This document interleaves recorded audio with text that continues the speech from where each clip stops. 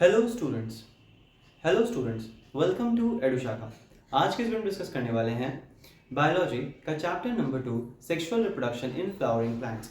इससे पहले वाले वीडियो में बात किया था रिप्रोडक्शन क्या होता है, कितने प्रकार का होता है, इसके अलावा जो सेक्सुअल रिप्रोडक्शन है इसमें कौन कौन से इवेंट्स होते हैं इसके बारे में हमने डिस्कस किया था। आज के इस वीडियो में डिस्कस करेंगे मेनली फ्लावरिंग प्लांट्स, जो प्लांट्स होते हैं जिनमें फ्लावर्स होता है उनमें रिप्रोडक्शन कैसे होता है। तो मेनली क्या होता है, जितने प्लांट्स जो फ्लावर प्रोड्यूस करते हैं सब में ही हमें देखने को मिलेगा सेक्सुअल रिप्रोडक्शन। तो फ्लावरिंग प्लांट्स होते हैं ये सेक्सुअली रिप्रोड्यूस करते हैं। तो इसमें बोल सकते हैं क्या, रिप्रोडक्टिव पार्ट कौन सा होता है प्लांट में। तो प्लांट में जो रिप्रोडक्टिव पार्ट होता है वो है फ्लावर।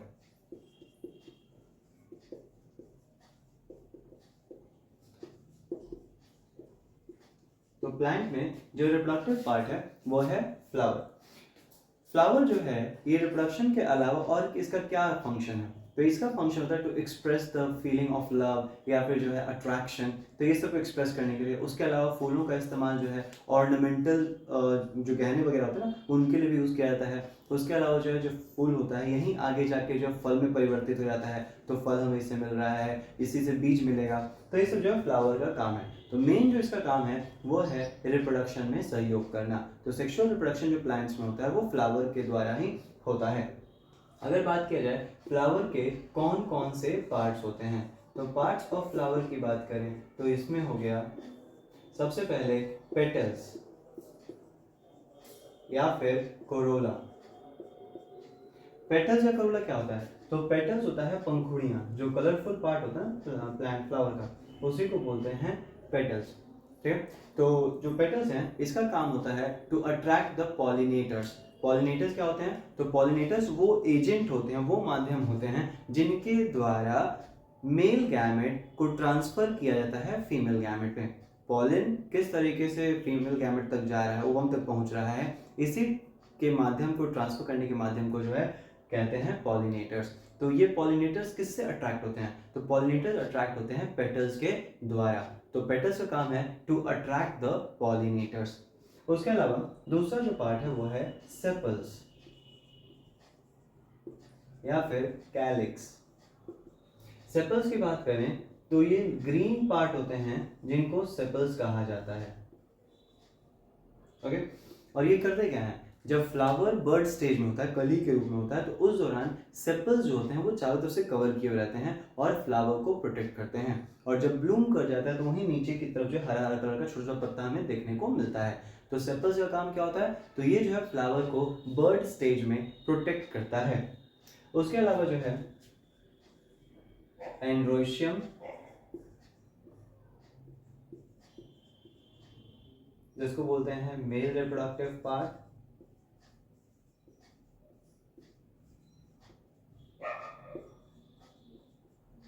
और आखिरी जो है गाइनोशियम, जो कि है फीमेल रिप्रोडक्टिव पार्ट।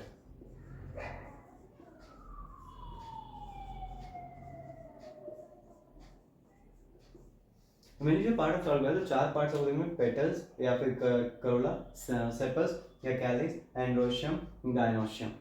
एंड्रोशियम जो होता है ये मेल रिप्रोडक्टिव पार्ट होता है, गाइनोशियम जो होता है ये फीमेल रिप्रोडक्टिव पार्ट होता है। तो ये दोनों को एसेसरी पार्ट्स बोलते हैं, मतलब इनका रिप्रोडक्शन में उतना कोई योगदान नहीं है। लेकिन एंड्रोशियम और गाइनोशियम जो होता है इसको जो है रिप्रोडक्टिव पार्ट कहा जाता है। ये मेनली जो है फ्लावर में रिप्रोडक्शन में सहयोग करते हैं। तो ये रिप्रोडक्टिव पार्ट है एंड्रोशियम और गाइनोशियम। चलिए यहाँ देखोगे ये जो दिख रहा है आपको ऊपर की तरफ जो स्फेरिकल ओवल जो शेप है इसको बोलते हैं एंथर। और ये ट्यूब लाइक जो स्ट्रक्चर है इस ट्यूब लाइक स्ट्रक्चर को कहा जाता है फिलामेंट। यही एंथर और फिलामेंट दोनों को मिला के हम क्या कहते हैं, दोनों को मिला के कहते हैं एंड्रोशियम। ठीक है, तो एंथर और फिलामेंट मिला के क्या बनता है, स्टेमेन या फिर एंड्रोशियम। ओके, उसके अलावा एक बीच में जो पार्ट दिख रहा है तो आप देखोगे फ्लैट एकदम चपटा जो स्ट्रक्चर है, इस चपटे स्ट्रक्चर को बोलते हैं स्टिग्मा। फिर जो बीच में एक लॉन्ग ट्यूब लाइक स्ट्रक्चर है इस ट्यूब लाइक स्ट्रक्चर को कहते हैं स्टाइल। और नीचे जो स्वेलन पार्ट है, फुला हुआ पार्ट है, इसको बोला जाता है ओवरी। तो स्टिग्मा, स्टाइल एंड ओवरी इन तीनों को मिला के कहा जाता है पिस्टिल या फिर गाइनोशियम। या फिर कार्पेल। तो ये हो गया मेनली जो है पार्ट ऑफ द फ्लावर। ये सारे जो पार्ट्स होते हैं नीचे जिस बेस के साथ जुड़े हुए हैं, इस बेस को कहा जाता है थैलेमस या फिर रिसेप्टिकल। तो नीचे जो पूरा बेस है उसको थैलेमस या रिसेप्टिकल कहते हैं, जहां से सारे ही पार्ट्स जो है वो जुड़े हुए हैं। तो मेनली हमें 4 पार्ट्स देखने को मिलेगा। पेटल्स जो कलरफुल पार्ट होता है, सेपल्स जो ग्रीन पार्ट होता है, एंड्रोइशियम जिसको स्टेमन भी कहते हैं। तो एंड्रोइशियम 2 चीजों को मिला के बना हुआ है, एंथर और फिलामेंट। वहीं दूसरी तरफ बात करें गाइनोशियम, जिसको फीमेल रिप्रोडक्टिव पार्ट कहते हैं या फिर पिस्टल या फिर कार्पेल कहते हैं। तो ये 3 चीजों को मिला के बना है, स्टिग्मा, स्टाइल एंड ओवरी। तो स्टिग्मा ऊपर वाला पार्ट, बीच में जो गर्दन की तरह ट्यूब है उसको स्टाइल कहेंगे, और नीचे वाला जो फूला हुआ स्वेलन पार्ट है उसको ओवरी कहते हैं। तो तीनों मिला के पिस्टल। तो उसके अलावा जो है फिर ओवरी के अंदर हमें देखने को मिलेगा ओव्यूल। ओवरी के अंदर हमें देखने को मिलेगा ओव्यूल, जहां पर फीमेल गैमेट का निर्माण होता है। तो ये है फ्लावर के पार्ट्स। ठीक है, अब बढ़ते हैं हम आगे, जिसमें हम डिस्कस करेंगे मेनली जो है एंड्रोइशियम के बारे में। एंड्रोइशियम के कौन कौन से पार्ट हैं और इसका मुख्य काम क्या है प्लांट में, इसके बारे में जो यहाँ डिस्कस किया जाएगा। ठीक है,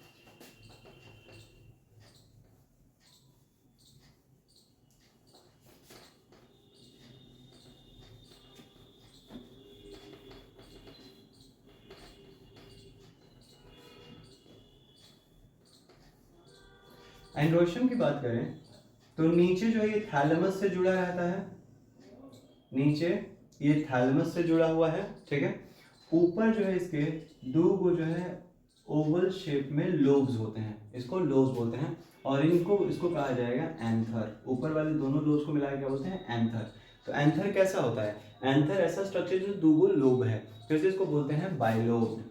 एंथर कैसा होता है, एंथर जो होता है बाइलोब्ड होता है। बाइलोब्ड का मतलब हैविंग 2 लोब्स।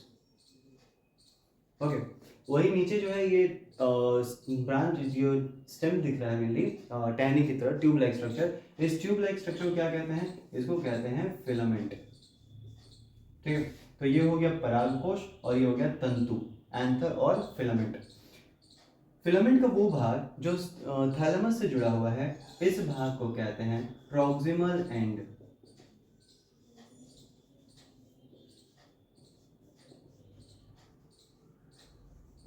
फिलामेंट का वो भाग जो कि थैलेमस के साइड जुड़ा हुआ है उसको प्रॉक्सिमल एंड, और वो भाग जो ऊपर एंथर की तरफ जुड़ा हुआ है ये डिस्टल एंड। ठीक है, तो फिलामेंट का कौन सा भाग थैलेमस पे जुड़ा हुआ है, proximal end of the filament. Anther की तरफ डिस्टल एंड होता है। अब देखो ऊपर से दिखने में वो एंथर कैसा दिख रहा है, तो ऊपर से दिखने में आपको जो है 2 गोला की तरह दिखाई देगा।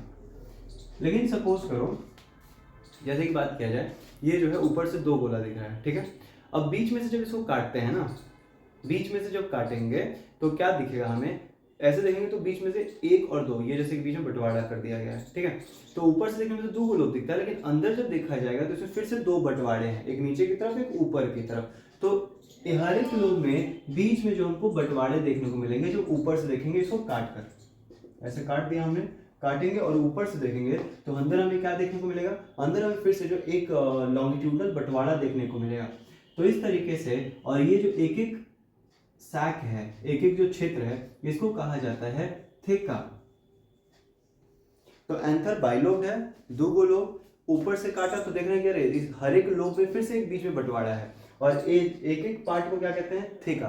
तो इस तरीके से हम क्या बोल सकते हैं, एंथर या तो बाइलोब है मतलब 2 लोब, और नहीं तो हम क्या बोल सकते हैं, एंथर जो है वो टेट्राथिकस है। टेट्राथिकस मतलब 4 गो इसके अंदर जो है थिका है, 4 गो इसके अंदर जो है थिका, ये जो स्पेस है ना, ये पूरा गैप, इसी को थिका बोलते हैं। हर एक ये थिका हो गया, फिर एक ये थिका हो गया, एक ये थिका हो गया, और ये थिका हो गया। तो अंदर से देखने में इसमें जो है 4 हमें कमरे दिखते हैं, कमरे बोल सकते हो, 4 हमें जो है कमरे दिख रहे हैं, और उसी कमरे को हम कहते हैं थिका। तो ये चीज़ है। अब देखिए थिका की बात करें तो थिका मेनली किस चीज़ से बना हुआ है,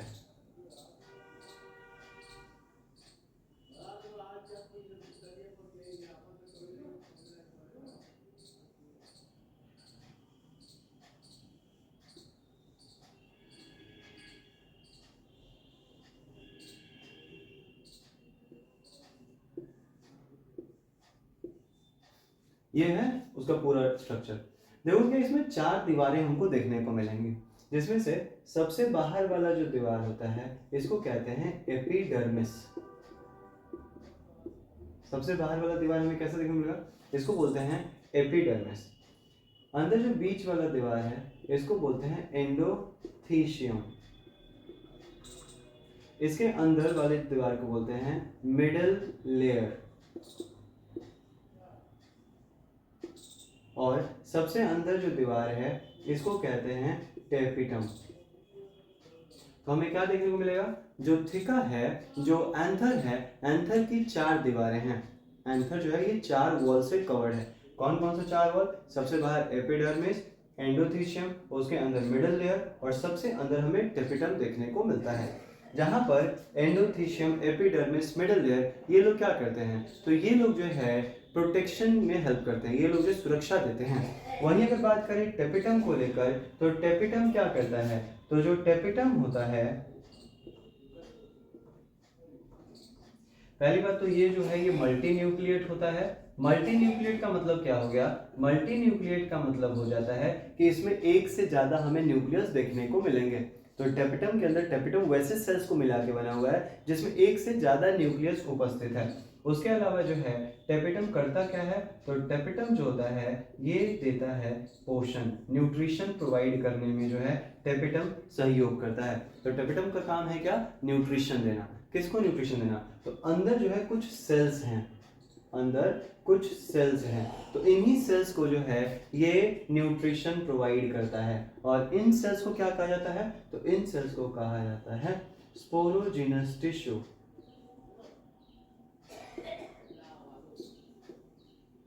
तो अंदर जो सेल्स है मेनली, इन सेल्स को क्या कहा जाता है, स्पोरोजिनस टिश्यू। तो ये चीज है पास। तो एंथर की बात करें, एंथर में क्या देखेंगे, एंथर में हमको दिखाई देगा 4 दीवारें। 4 दीवारें कौन कौन, सबसे बाहर एपिडर्मिस, उसके अंदर एंडोथीशियम, उसके अंदर मिडल लेयर और सबसे अंदर जो है हमें टेपिटम देखने को मिलेगा।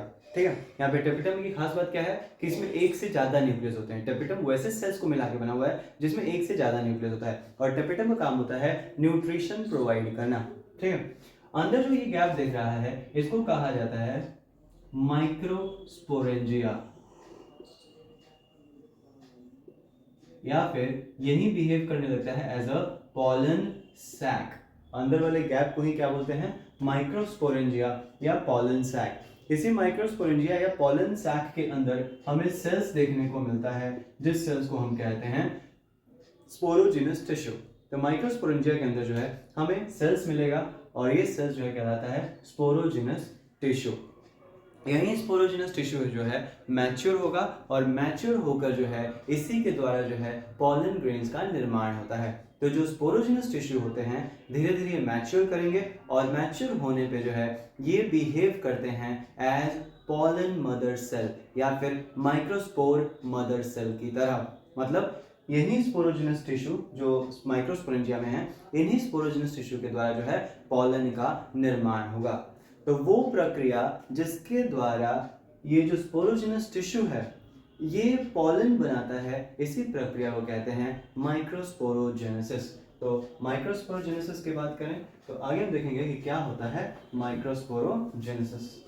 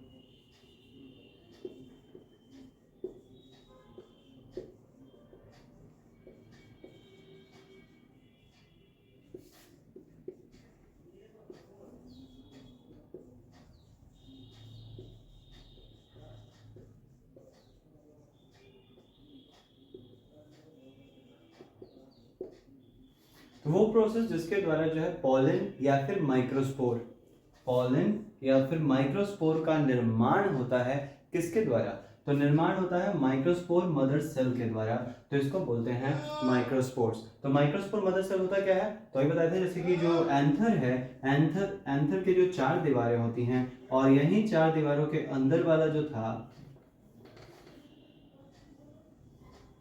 यही 4 अंदर जो होता है इसको बोलते हैं माइक्रोस्पोरेंजिया, इसको बोलते हैं माइक्रोस्पोरेंजिया। और माइक्रोस्पोरेंजिया के अंदर जो है सेल्स होता है, जिन सेल्स को कहा गया था स्पोरोजिनस टिश्यू। तो ये जो स्पोरोजिनस टिश्यू होता है, इसी में क्या होगा, यही स्पोरोजिनस टिश्यू मैच्योर कर जाएगा, और जब मैच्योर कर जाएगा सेल, तो मैच्योर करके ये क्या कहलाता है, ये स्पोरोजिनस टिश्यू ही है सेल उसका। तो ये सेल जब मैच्योर कर जाएगा तब ये कहलाता है माइक्रोस्पोर मदर सेल। यही माइक्रोस्पोर टिश्यू मैच्योर कर जाएगा तब क्या कहलाएगा, तब ये कहलाएगा माइक्रोस्पोर मदर सेल। और ये माइक्रोस्पोर मदर सेल जो है ये करेगा मियोसिस डिवीजन। ठीक है, मियोसिस डिवीजन क्या होता है? तो पिछले जब हम देखा था कि 2 तरह के डिवीजन होते हैं, सेल डिवीजन 2 तरीके से होता है, एक मियोसिस एक माइटोसिस। तो माइटोसिस में क्या था, इक्वेशनल डिवीजन, जहां पर क्रोमोसोम की संख्या सेम रहती है, क्रोमोसोम की संख्या पे हमें कोई बदलाव नहीं दिखता है, तो उस तरह का सेल का डिवीजन जिसमें क्रोमोसोम की संख्या में कोई बदलाव नहीं है उसको माइटोसिस कहते हैं। लेकिन अगर क्रोमोसोम की संख्या पेरेंट सेल के मुकाबले आधा हो जाता है तो उसको मियोसिस डिवीजन कहते हैं। तो यहाँ पे क्या होगा, जैसे कि माइक्रोस्पोर मदर सेल है, इसमें 2n क्रोमोसोम है। 2n कहने का मतलब डबल, जो भी क्रोमोसोम पेयर में, जैसे मान लो 10 क्रोमोसोम है, तो जैसे ही मियोसिस डिवीजन होगा, मियोसिस डिवीजन में एक सेल से 4 सेल्स बनते हैं। कैसे? पहले तो एक से बनेगा 2, और ये नहीं कि सब अलग, ये एक ही साथ डिवीजन होगा।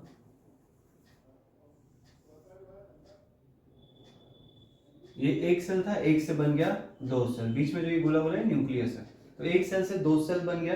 ठीक है, और ये 2 सेल में क्रोमोसोम की संख्या पे क्या होगा, अगर यहाँ पे 2n है, डबल क्रोमोसोम, मान लो 10 क्रोमोसोम है, तो इन हर एक सेल में हमको क्या देखने को मिलेगा, हर एक सेल में जो क्रोमोसोम की संख्या होगी वो आधी हो जाएगी, 5 ही क्रोमोसोम जाएगा। ठीक है, ध्यान रखना, पिछले बार बताया था कि क्रोमोसोम की संख्या आधी क्यों होती है, आधा इसलिए होता है कि पॉलन में आधा हो जाएगा, ओवम में आधा हो जाएगा, तो दोनों जब मिलेंगे तो आधा आधा मिलके फिर से पूरा बन जाएगा। तो इस तरीके से पहले ही क्रोमोसोम की संख्या को आधा कर दिया जाता है बाय द मियोसिस डिवीजन। फिर से ये डिवाइड करेगा, और ये डिवाइड करके बना लेगा क्या, ये डिवाइड करके बना लेगा 4 गो सेल, और इसमें क्रोमोसोम की संख्या कितनी रहेगी, n। ठीक है, तो फाइनली जो क्रोमोसोम्स होते हैं, फाइनली जो माइक्रोस्पोर मदर सेल है वो डिवाइड करके 4 गो सेल बना लिया। ये जो 4 गो सेल बना है इसको कहते हैं माइक्रोस्पोर टेट्राड, इसको कहते हैं माइक्रोस्पोर टेट्राड। अब यही माइक्रोस्पोर टेट्राड धीरे धीरे जैसे जैसे मैच्योर करेगा ना, तो मैच्योर करते करते ये डिहाइड्रेट होगा, डिहाइड्रेट मतलब पानी लूज करेगा, और पानी लूज करके जो क्या हो जाएगा, यही चारों जो है सेपरेट हो जाएंगे। पहले चारों आपस में जुड़े रहते हैं तो माइक्रोस्पोर टेट्राड, और यही चारों जो है धीरे धीरे क्या होंगे, सेपरेट कर जाएंगे, और इस तरीके से हमको जो है अलग अलग सेल्स बनता हुआ दिखाई देगा, 4 गो अलग अलग सेल। तो ये हो जाएगा क्या, माइक्रोस्पोर, या फिर इसी को बोलेंगे हम क्या, पॉलन। ठीक है, तो ये जो माइक्रोस्पोर टेट्राड है ये मैच्योरेशन और डिहाइड्रेशन दोनों ही करेगा। मैच्योरेशन मतलब धीरे धीरे परिपक्व हो रहा है, मैच्योर हो रहा है, और उसके अलावा जो है वाटर लूज करता है, और वाटर लूज करके चारों जो सेल होते हैं टेट्राड होते हैं ये सेपरेट कर जाते हैं, और 4 को हमको पॉलन मिल गया। तो यहाँ पे एक चीज नोटिस करिए, जैसे एगो सेल है, एगो माइक्रोस्पोर मदर सेल है, तो एक माइक्रोस्पोर मदर सेल से हमको 4 गो पॉलन मिलेगा, एक माइक्रोस्पोर मदर सेल से हमको जो है 4 पॉलन यहाँ मिलेगा। ठीक है, अब देखते हैं जरा ये पॉलन जो होता है ये कैसा होता है, इसका स्ट्रक्चर कैसा है, उसके बारे में बात करेंगे। देखिए, पॉलन की बात करें तो पॉलन शुरुआत में जो है एक न्यूक्लियस है इसके पास, ये। ठीक है, इसकी 2 दीवारें होती हैं, पॉलन जो होता है इसके 2 लेयर्स होते हैं, 2 दीवारें होती हैं। बाहर वाला जो दीवार होता है,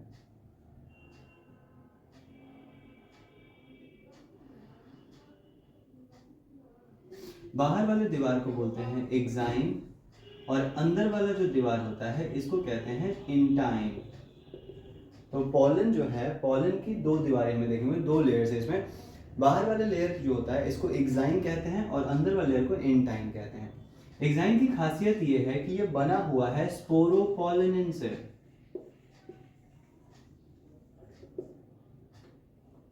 ये बना हुआ है स्पोरोपोलिनिन से, और जो स्पोरोपोलिनिन होता है ये आसानी से नहीं टूटेगा। आज तक ऐसा कोई एंजाइम नहीं है जो मेनली इसको डाइजेस्ट कर सके, इसको तोड़ सके। तो ये जो एक तरीके से बहुत ही ज्यादा रेजिस्टेंस है, हर एक चीज से बचा हुआ रहता है, और इसलिए देखो क्या पॉलन जो है ना ये ज्यादा समय तक सुरक्षित रह सकता है स्पोरोपोलिनिन की वजह से। ठीक है, तो ये तो स्पोरोपोलिनिन कहने का इसको प्रोटेक्ट करता है। इसमें एक ऐसा क्षेत्र होता है जहां पे स्पोरोपोलिनिन एब्सेंट होता है, जहां पर स्पोरोपोलिनिन एब्सेंट होता है। इस जगह को जहां स्पोरोपोलिनिन एब्सेंट है उसको कहते हैं जर्म पोर। जहां पे स्पोरोपोलिनिन एब्सेंट है उसको कहा जाता है जर्म पोर। वही बात करते हैं अगर एंटाइन की, तो एंटाइन जो होता है ये सेलुलोज और पेक्टिन को मिला के बना हुआ है।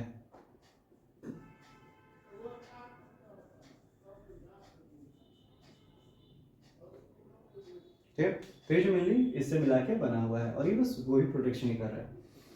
अब इसके अंदर, इस पॉलन ग्रेन के अंदर पहले एक सेल था। ठीक है, ये एक सेल क्या करता है, ये एक सेल जो है माइटोसिस डिवीजन करेगा। माइटोसिस डिवीजन जिसमें क्रोमोसोम की नंबर सेम रहेगा। जैसे यहाँ पे n था, ध्यान रखना वहाँ पे आधा आधा हो चुका है क्रोमोसोम, तो यहाँ पे आधा क्रोमोसोम है, तो जो नया सेल बनेगा उसमें आधे आधे ही चले जाएंगे। ठीक है, जैसे 5 क्रोमोसोम इसके पास है ना, तो माइटोसिस डिवीजन से जो सेल बनेगा उसमें भी जो है 5-5 क्रोमोसोम जाएगा।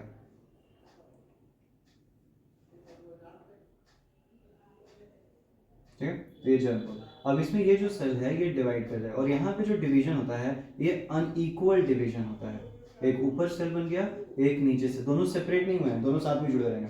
तो एक ऊपर सेल बन गया, एक नीचे सेल बन गया। जो बड़ा वाला सेल बना है जिसमें जो है डेंस साइटोप्लाज्म आपको देखने को मिलेगा, और इसमें रिजर्व फूड रहता है। रिजर्व फूड जमा खाना जो कि इसको देगा, वो हेल्प करेगा इसको बढ़ने में। तो ये जो है जो रिजर्व फूड रखा हुआ है इसको बोलते हैं वेजिटेटिव सेल। और ये जो छोटा वाला जो सेल बना है इसको कहते हैं जेनरेटिव सेल। पॉलन ग्रेन था, पॉलन ग्रेन के अंदर क्या हुआ, माइटोसिस डिवीजन के द्वारा सेल डिवीजन स्टार्ट हुआ। सेल डिवाइड कर गया कि कैसा डिवीजन है मेनली, यहाँ पर देखोगे तो इक्वल नहीं बढ़ रहा है। ऐसा नहीं है कि दोनों जो सेल बनेंगे वो इक्वल शेप के बन रहे हैं, एक बड़ा बन रहा है, एक छोटा सेल बन रहा है। तो जो बड़ा सेल होता है इसका काम क्या है, ये पोषण देता है, इसमें खाना स्टोर है, तो ये पोषण देने काम करेगा। छोटे वाले सेल को जनरेटिव सेल कहते हैं। लगभग देखिएगा जो 60% एंजियोस्पर्म्स होते हैं,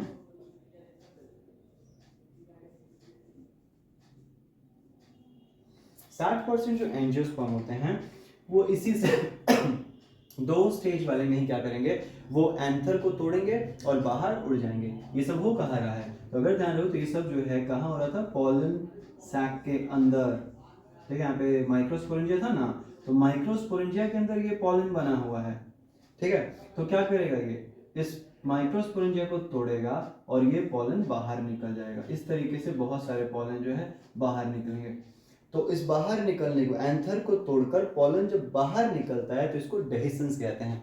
तो यहाँ पर ज्यादातर 60% एंजियोस्पर्म में ये जो पॉलन है ये 2 सेल स्टेज पर ही जो है एंथर को तोड़ता है और बाहर निकल जाता है। ठीक है, तो कहने का मतलब क्या है कि 60% एंजियोस्पर्म जो रहेंगे उसमें पॉलन जो निकला बाहर है वो कितने सेल वाला है, वो 2 सेल वाला है, उसमें 2 सेल है। ठीक, ये चीज़। लेकिन वही बात करें बाकी जो 40%, बाकी जो रिमेनिंग है उनमें क्या होगा, तो उनमें होता ये है कि ये जो जनरेटिव सेल है, जनरेटिव सेल वापस क्या करता है,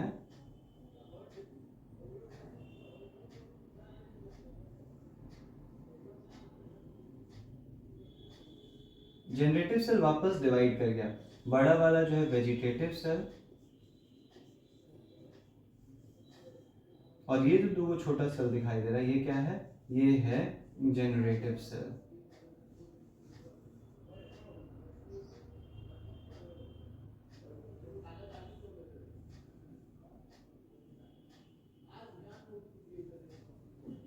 तो यहाँ पर क्या होगा, जैसे पहले शुरुआत में 2 सेल था, एक वेजिटेटिव एक जनरेटिव। 40% एंजियोस्पर्म में क्या होता है, जो जनरेटिव सेल होता है छोटा वाला सेल वो फिर डिवाइड कर जाता है। कौन सा डिवीजन, माइटोसिस डिवीजन। तो फिर डिवाइड कर जाएगा माइटोसिस डिवीजन के द्वारा और 2 जनरेटिव सेल बन गया।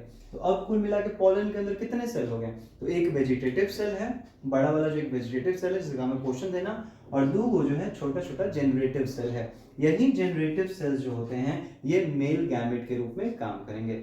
एक पॉलन के अंदर 2 मेल गैमेट है, एक पॉलन के अंदर जो है दो मेल गैमेट रहता है, यहीं जाएगा स्टिग्मा पर, तो ये दोनों मेल गैमेट जो है अंदर की तरफ चले जाएंगे फीमेल रिप्रोडक्टिव पार्ट में। ठीक है, तो ये चीज हो गया। और ये लोग क्या होगा, जो दो सेल पे निकले हैं बाहर, तो बाहर निकल तो गए, लेकिन जब स्टिग्मा पे गिरेंगे ना, तो स्टिग्मा पे गिरते ही इनका भी डिवीजन होगा। तो फाइनली सारे जो एंजियोस्पर्मिक प्लांट्स होते हैं सब में ही आगे जाके इनका जो मेन मंजिल या डेस्टिनी क्या है, तो इनका मेन जो डेस्टिनी है कि इनको 3 सेल बनना ही है, जिसमें एक वो वेजिटेटिव सेल रहेगा और दो जो है जनरेटिव सेल रहता है। ठीक है, वेजिटेटिव को काइक सेल कहते हैं और जनरेटिव को जनन सेल कहते हैं। तो इस तरीके से तीन गो जो सेल इसमें रहेगा, एक वो वेजिटेटिव और दो गो जो है जनरेटिव सेल, कोई भी एंजियोस्पर्म रहे फाइनली। ठीक है, तो ये चीज होता है। तो इस तरीके से गैमेट्स का निर्माण हो गया। इस तरीके से जो मेल रिप्रोडक्टिव पार्ट है एंड्रोइशियम, उसने अपना गैमेट तैयार कर लिया। ठीक है, अब बात करें जैसे जो पॉलन होता है, तो क्या ये हमेशा ही एक्टिव रहेगा, मतलब कभी भी निकले कोई फर्क नहीं पड़ेगा? ऐसा नहीं है। अलग अलग प्लांट में जो पॉलन का विएबिलिटी होता है, विएबिलिटी मतलब कब तक वो फंक्शनेबल रहेगा, तो अलग अलग रहता है। कुछ प्लांट्स में जो पॉलन होते हैं ये लगभग आधे घंटे में ही अपनी विएबिलिटी, अपनी फंक्शनेबिलिटी खो देते हैं, मतलब वो आधे घंटे तक फंक्शनेबल रहेंगे, उसके बाद खत्म। अब गिरेंगे या कहीं भी गए तो उससे कोई फर्क नहीं पड़ेगा, वो अब काम मतलब तरीके से वो बिना असर के रह गए, कोई उनका असर नहीं होने वाला है। ठीक है, जैसे कि बात किया जाए जो वीट होता है, पैडी होता है, इन सब में धान, गेहूं, इन सब में जो पॉलन होता है ना, वो आधे घंटे तक ही एक्टिव रहेगा और आधे घंटे बाद वो खत्म, किसी काम का नहीं। लेकिन कुछ प्लांट्स जो होते हैं इनमें महीनों भर तक जो है पॉलन एक्टिव रह सकता है, जैसे कि रोज फैमिली, जो गुलाब के जो पौधे होते हैं, इनका जो पॉलन है वो महीनों भर एक्टिव रह सकता है। लेग्यूमिनासी, लेग्यूमिनासी कौन होते हैं, जो दाल वाले जो फैमिलीज है ना, जो दाल होता है जैसे अरहर, मसूर, ये सब जो है, तो ये सब के जो पॉलन होते हैं ये लगभग 1 महीने तक वायबल रह सकते हैं। उसके अलावा सोलनासी फैमिली, सोलनासी मतलब हो गया आलू वाला जो परिवार है, तो आलू के भी जो पॉलन होते हैं ये भी लगभग 1 महीने तक जो है एक्टिव रह सकते हैं। तो इस तरीके से कुछ प्लांट्स के जो पॉलन होते हैं वो आधे घंटे तक ही एक्टिव हैं, जैसे कि वीट हो गया, राइस हो गया, ये सब ज़्यादा देर तक फंक्शनेबल नहीं रहते हैं। लेकिन कुछ प्लांट्स के जो पॉलन होते हैं ये ज़्यादा समय तक जो है फंक्शनेबल रह सकते हैं। इसके अलावा जो मनुष्य होता है चाहता है कि इसको हम भविष्य में यूज़ करें, मान लीजिए अभी पॉलन बना है लेकिन हमें उसका उपयोग अभी नहीं है, इन फ्यूचर हमें उसकी ज़रूरत पड़े, तब क्या करें? तो इसलिए पॉलन को हम स्टोर कर सकते हैं लिक्विड नाइट्रोजन में। लिक्विड नाइट्रोजन में जब -196 डिग्री पे इसको स्टोर किया जाता है तो ये लंबे समय तक जो है प्रिजर्व रह सकता है।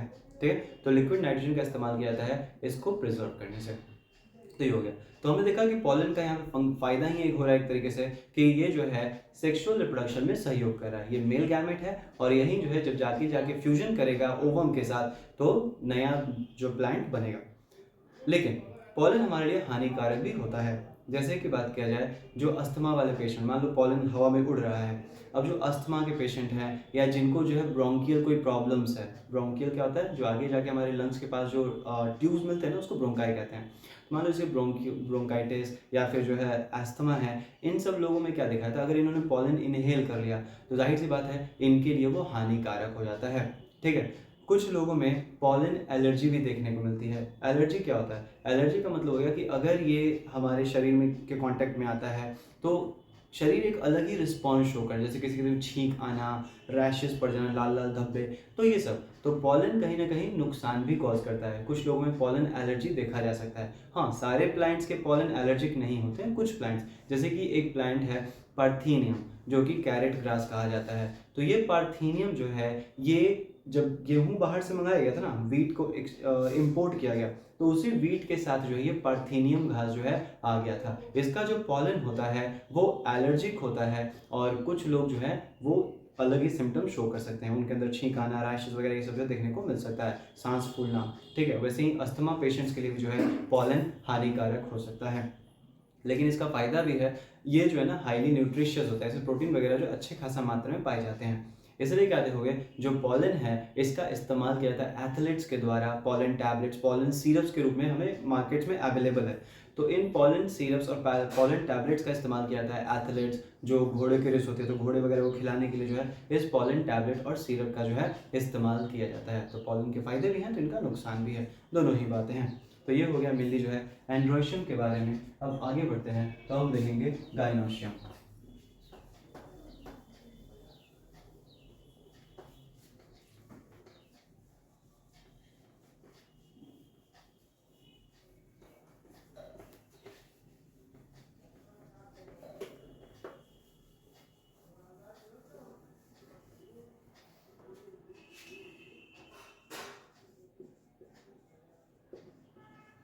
गाइनोशियम जो होता है फीमेल रिप्रोडक्टिव पार्ट होता है। गाइनोशियम फ्लावर का जो है फीमेल रिप्रोडक्टिव पार्ट है।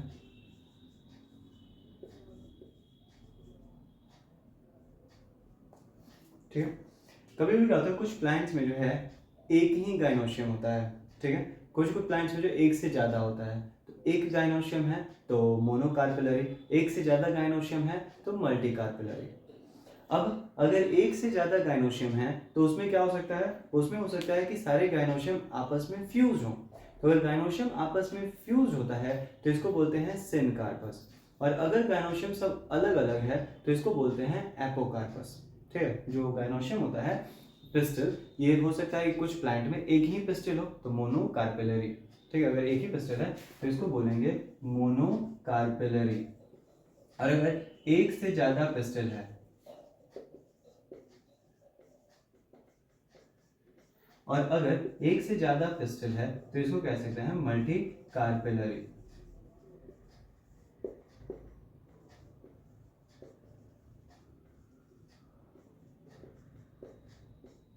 अब देखो, अगर एक से ज्यादा पिस्टल तो इसमें क्या हो सकता है, तो मल्टी कार्पेलरी तो हो सकता है सारे जो पिस्टल हो फ्यूज हो। फ्यूज मतलब आपस में जुड़े हुए। तो अगर पिस्टल फ्यूज रहता है तो इसको बोलते हैं सिनकार्पस। और अगर पिस्टल फ्री है, सारे जो पिस्टल्स हैं वो फ्री हैं, अलग अलग हैं, तब उसको बोलेंगे एपोकार्पस। ठीक है। एक पिस्टल तो मोनोकार्पेलरी, एक से ज्यादा तो मल्टीकार्पेलरी, अगर पिस्टल फ्यूज है तो सिनकार्पस, पिस्टल फ्री है तो एपोकार्पस। ठीक है। अब देखिए, इस पिस्टल के बारे में बात करें तो हमने क्या देखा था कि ये जो है ना, ऊपर एक चपटा सा सरफेस होता है जिसको कहते हैं स्टिग्मा, नीचे जो है ट्यूब की तरह स्ट्रक्चर होता है जिसको स्टाइल कहते हैं, और सबसे नीचे वाला जो स्वेलन पार्ट होता है जिसको जो है ओवरी कहा जाता है। तो ऊपर वाला पार्ट हो गया स्टिग्मा, ये है स्टाइल, उसके अलावा जो नीचे वाला पार्ट होता है ओवरी। ओवरी के अंदर होता है ओव्यूल, और ये जो गैप है ना, ये जो खाली जगह है मेनली, इसको बोलते हैं ओवेरियन लोक्यूल। जो खाली जगह है इसको ओवेरियन लोक्यूल। अच्छा, ओव्यूल ऐसा थोड़ी कि लटक रहा होगा। ओव्यूल जो है वो ओवरी से जुड़ा रहता है थ्रू प्लेसेंटा। ठीक है। जो ओव्यूल है ना, ऐसा नहीं कि ऊपर वो ओवरी में लटका हुआ है, वैसा नहीं है। वो जो है ओवरी से जुड़ा रहता है थ्रू प्लेसेंटा। तो ये जो मेनली जो है गाइनोशियम का स्ट्रक्चर हो गया। ठीक है। तो ये चीज है। कुछ प्लांट्स ऐसे होते हैं जिसमें एक ही ओव्यूल हो सकता है जैसे इसमें देखो, इसमें क्या है, एक ओव्यूल बनाए हैं। तो कुछ फ्लावर्स के ओवरी में एक ओव्यूल होता है। तो इसको पहचान कह सकते हो, जैसे कि मान लो जिसमें आपको एक बीज दिखता है, सीड, ओव्यूल ही आगे जाके सीड बनेगा। ठीक है ना। तो अगर एक बीज दिख रहा है तो मतलब उस फ्लावर के अंदर एक ही ओव्यूल रहा होगा। जैसे कि मैंगो में एक सीड होता है तो उसके फ्लावर में एक ओव्यूल रहा होगा। पपाया की बात करें, पपीता में क्या होता है, बहुत सारे बीज देखने को मिलते हैं, तो इसका मतलब उसमें एक से ज्यादा ओव्यूल रहा होगा, एक ओवरी के अंदर एक से ज्यादा ओव्यूल रहा होगा। तो सीड के आधार पर आप कंपेयर करके देख सकते हो कि किसमें एक ओव्यूल है और किसमें एक से ज्यादा ओव्यूल है। अगर एक ओव्यूल है तो उसमें एक सीड, अगर एक से ज्यादा ओव्यूल है तो उसमें एक से ज्यादा सीड जो है मिलेगा। जैसे कि ऑर्किड्स फूल होते हैं मेनली, तो इसमें भी क्या होता है, तो ये भी जो है एक से ज्यादा ओव्यूल्स इनके पास भी होता है। तो ये चीजें हैं। तो अब हम बात करेंगे कि किस तरीके से गाइनोशियम जो है वो फीमेल गैमेट का निर्माण करता है, ओवम या फिर एग सेल का निर्माण जो है कैसे करता है, उसके बारे में हम बात करेंगे। ठीक है। लेकिन आज के लिए वीडियो इतना ही रखते हैं, इसी को कंटिन्यू करेंगे मेगा स्पोरोजेनेसिस अपने अगले वीडियो में। तब तक के लिए धन्यवाद।